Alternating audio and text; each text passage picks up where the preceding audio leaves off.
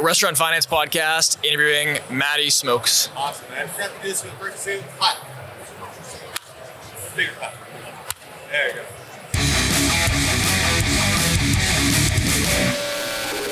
Hey, I'm here with Matty. Matty, thanks for being here. Yeah, my pleasure. How's your weekend been so far? Good. I mean, day 2 here at the restaurant show. My second year around, but a lot to take in, a lot going on. Lots going on. I'm excited to be here. Awesome. What's your goal here? Just the next couple days here. So, I mean, listen, I've been 9 years in a partnership, chef owner, and it's been kind of crazy. But as of this past Tuesday, I've exited that partnership and going 100% on my own. Are we breaking the news? We are kind of breaking news. I mean, I spoke on the Tides on Wednesday. Oh, okay. It's old. So this is some cool breaking news for everybody, and I'm excited to say that I'm really Matty Smokes I've had for 11 years, and so this is like a new beginning. We're calling it a little bit of chapter 2. Oh, no way. And really figuring out what catering in this new wave looks like, and everything that's evolving. So I'm here for technology. I'm here for systems. I'm here for equipment and consistency and scalability. And everything that I'm seeing, it's crazy. I mean, even just the barbecue pits I just passed over there were like outlandish with the AI integrations that are reading your meat temperatures. So I mean, everything going on here is wild. So I don't know. I'm watching. I'm looking. I'm observing, taking it all in. Yeah. How do you feel? Just clean slate. You feel great? Great. I mean, look, the restaurant world. It's a passion. And it's a cage. It's a lot of different things, and it's tough, but it's about a living and enjoying life and loving what we do. I mean, I'm passionate about this, and so this whole clean slate is just a new living for me, and I'm excited about it to create my own destiny. Yeah. Anything you're just you mentioned catering. Anything that's you're thinking about, you're watching closely, opportunity-wise, that you're looking to dive into? At the moment, I think in the world we're all about value-based experiences, and people are a little I don't want to call it price conscious and sensitive, but making sure that we get what we paid for. And so with Matty Smokes, it's all about being an experience-based live fire in your backyard, giving you that hospitality experience while you're there. So it's a constant evolution. Yeah. Geography-wise, are you gonna stay around your area you're in now, or what are you thinking about? So I'm in Long Beach, New York, and the pitch is from bridges to beaches. So we're going all the way out from the Hamptons, but on the other side, Staten Island and Brooklyn. So currently, at the moment, it's gonna maintain to that Long Island tri-state area. Yeah. But there's discussion of franchising, trying to get more trailers out there, maybe a QSR. Just seeing where the tide takes us. The world is open. Yeah, exactly. I guess what are you thinking about in terms of you've spent 9 years with the previous group, what you'd want to do differently, the same, how do you kind of contrast those two things?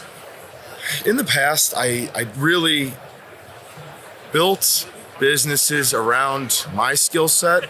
Whether it be the front of the house, being hospitable, or in the kitchen cooking.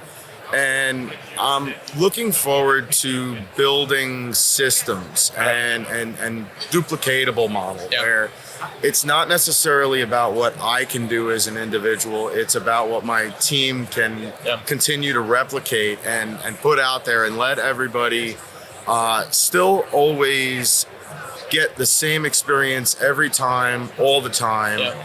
But not necessarily being done by me, but being done by staff and tiers of the system. So really looking at the industry differently at this point. Yeah, I feel like that sort of scalability is hard. It's hard to sort of put into an existing system, but starting from scratch and kind of put in the right places before it kind of gets all crazy and messy. Yeah, it's got to get started from the beginning. Once we start rolling and doing things, but also it's tough to not focus on what I love doing is cooking and sitting in the pit for 12 hours making a brisket for everybody and making sure it's perfect. There's a love behind that, but now there's an understanding that technology can help me do that better. And be a better businessman. Yeah, it's hard to not just go right into the weeds and be there all the time. And I guess you still want to maintain that, but just also be able to step out and set the systems in place so the next person can do it. Look, my team has always said, we'll be on events, and they're like, oh, are you Matty? Are you Matty? And they're like, no, the guy working harder than everybody else. That's Matty. And so doing things differently, that's something that I've really got to work on as an individual to become a little bit bigger than I've been in the past. Yeah. Sounds like you want to build something pretty big. Well, who doesn't? It's true. Well, I'm excited to see that. That's going to be awesome. So I guess when you are thinking about technology, where does that sit? You mentioned AI smokers, which is kind of crazy, but you can see the application. Yeah. What else are you looking at? How are you thinking about it? It's everything from our social media systems, our even just implementation behind the scenes of calculation of food cost and labor cost and analyzing the business. Again, in the hospitality industry, a lot of small operators fly by the edge of their seat, and we kind of just go, and those numbers don't necessarily get to us until after the business is done.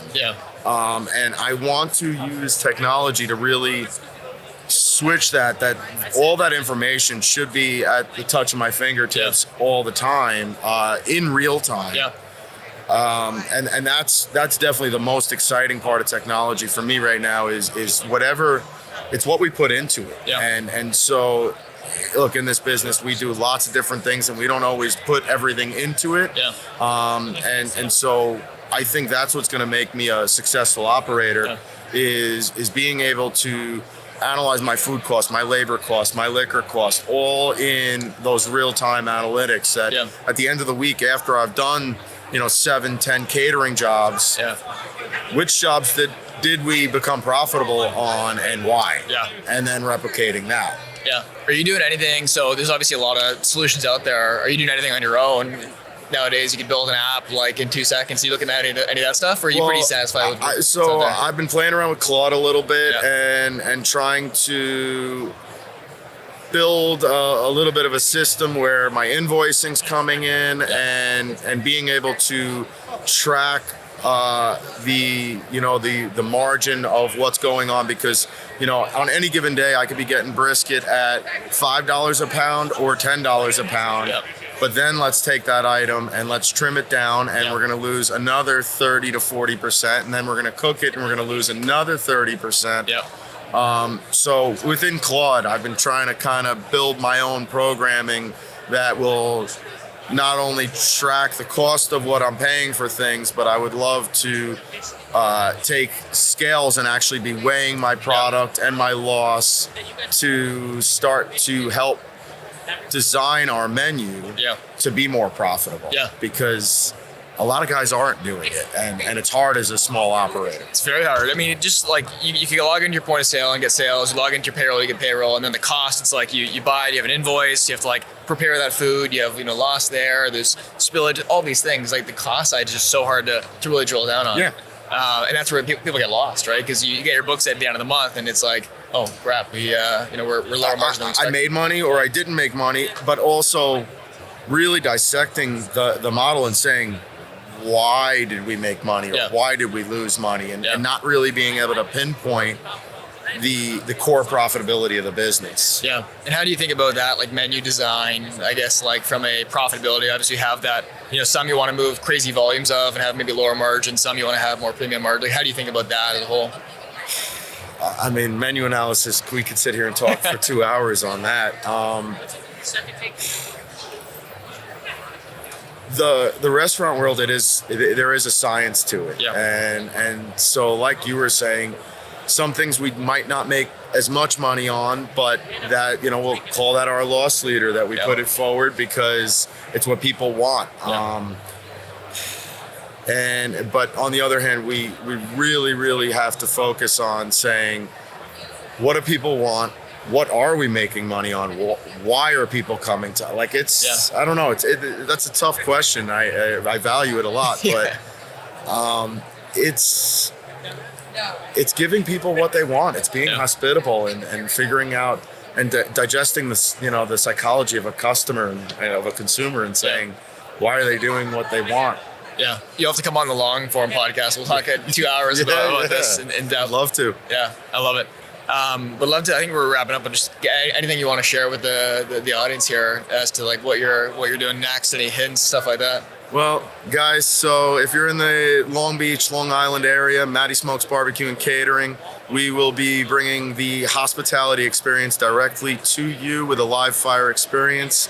We're going to be doing pop-ups, breweries, different bars, different restaurants, and so we're going to be on the move, and I'm excited about that. So definitely check us out, and plenty of things coming soon. And anybody who, a little advice to anybody trying to get in this business: you need to be passionate, you need to love it, but you also need to make sure that you really understand your model and what you're trying to do. Well said. Yeah. There you go. Well, thanks for coming on. Yeah, my pleasure. Great.